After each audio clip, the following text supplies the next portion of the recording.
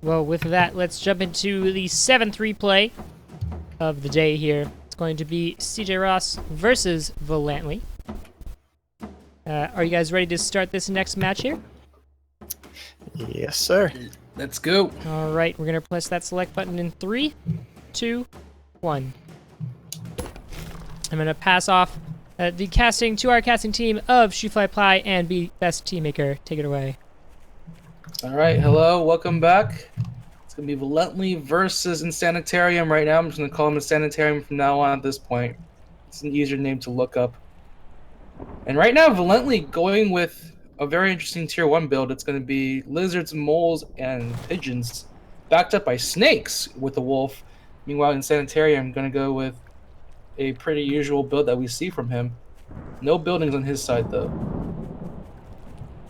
So what I can say about Valently's build is I think he's going to go for a combination of lizard, mole, and wolf to just push through, because mole has bonus structure damage, so with the wolf buff that multiplies, and it can take down structures very fast, and you can build up a huge army of moles very quickly because you can build them anywhere without a warren.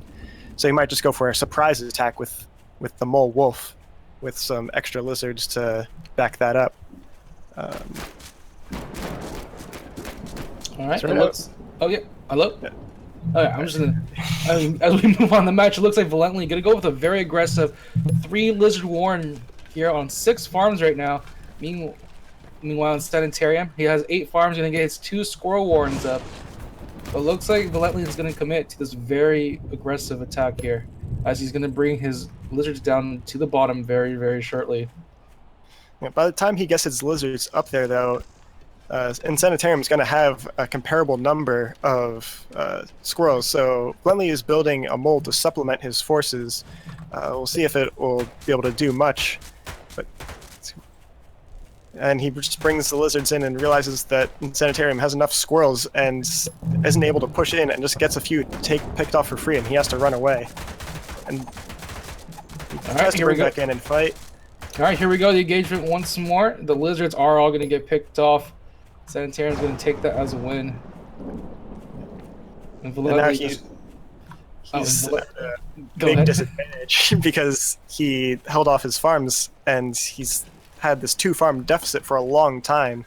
And then Sanitarium's been able to build up a bit of a food lead, so now he's got 12 squirrels on the way to Valently's only 9 lizards.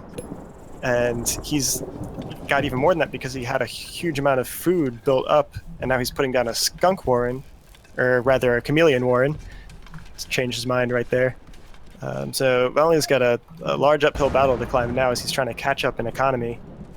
I think he waited a little too long to actually push in with his forces because he had to run such a long distance, and that gave Insanitarium enough time for his economy advantage to pay off for itself and get enough of an army to contest Valently's early lizards. All right, in the meantime, Valently does plop down 2 tier 2 warrens. He's going to get his snakes out as fast as he can, although it's going to be very interesting against Sanitarium's build. He's going to go with a giant squirrel army backed by pigeons, and with the chameleons, he's going to move on to his first expansion right now to the right of his base, but he is going to slowly move his army up towards the high ground, give him some space. Sanitarium with the chameleons out versus Valently's snakes. How do you think this is going to fare out between the 2 of them? So the snake-chameleon matchup is interesting because if the chameleon can get up on the snake, it can take it out really quickly because it does half of its health in one shot. But if the chameleon is fighting other units, the snake can tag it and it'll take down its health if the chameleon tries to pull back and retreat with its stealth. So depending on what they're trying to target, the matchup can go either way. It looks like they're passing each other ships in the night. They just kind of ignore each other. One snake gets caught out. Let's see if they go for the base or Insanitarium's falling back to try to contest. He has to get back to his base right now, as Valently's going to make his way onto the warrens right now, taking out several Tier 1 warrens on his way through, but right now he's going to catch a snake on the back. Can he kill off that snake? The snake is going to tag a few pigeons before he goes down, but now Valently is stuck between the farms and the army of Sanitarium. one lone snake trying to make his way towards the battlefield. He's going to poison some of these farms right now. 2 farms poisoned. Can he get a third? There's number 3 right now, and the farm's going to have to get healed up by no pigeons from Insanitarium side. All the pigeon hordes nicely taken out. Yeah, so Valently did get a lot of value on his push, but I think he spent a little too long attacking wards and didn't pull off enough to fight, and he took a lot of losses at the start of the fight. But now that because he took out a lot of the warrens, he can reinforce a lot quicker, and he's coming in with snakes, but his lizards ran in too far ahead of his snakes, and they die before the snakes can back up there.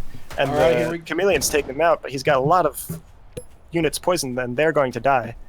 Alright, with a few huge whacks of those giant clubs, the chameleons are going to nicely take out those snakes there. Valently, again, forced to retreat.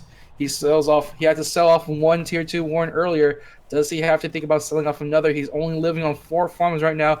He has no room for an expansion at this point with his economy at the rate it's going. Meanwhile, Insanitarium's comfortably sitting down on a few more farms than Valently, but he still has a few more options in terms of where he can go with his economy. In the meantime, Valently will be taking his expansion finally, but 3 farms to his name. He's going to have to be very careful with how he takes these fights.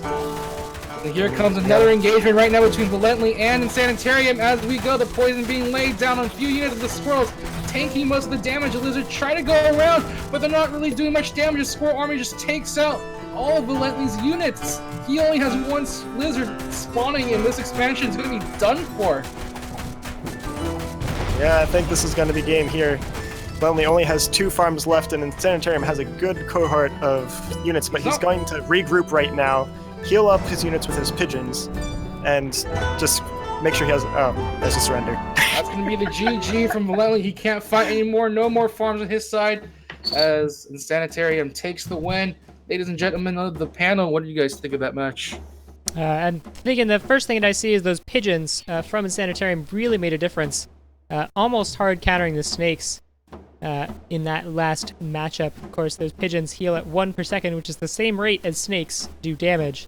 And the snake's poison only lasts 30 seconds, so...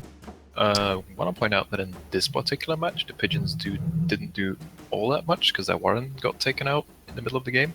Oh, but other than that, yeah. There were a few. They did help near the end of the game to secure CJ Ross and Sanitarium's win in the end, but the rush attempt by Valently just completely fell flat that game, and he had to fight an uphill battle ever since, so it was really tricky for him to get control of the game back. Yeah, that one problem with that sort of trade-off there that Valently was trying to go for was that he left a snake behind at his base, and as he was calling his entire army, that one snake trailing behind got in range of CJ Ross's units as they were coming up towards Valently's base. He realized what was going on and turned back immediately and ended up in just a really hard fight for Valently to take. Even though he did take out the pigeon warrens, it still wasn't really enough for it to call him a win for him. And I think that game demonstrated one of the weaknesses of lizards is that if you are trying to bring your whole army across a large distance, your lizards will get there a lot earlier, and it splits up your forces and leaves both halves vulnerable, because if the other army catches either half out alone, they'll have a large advantage in numbers and take them out before the other half can come and help. All right.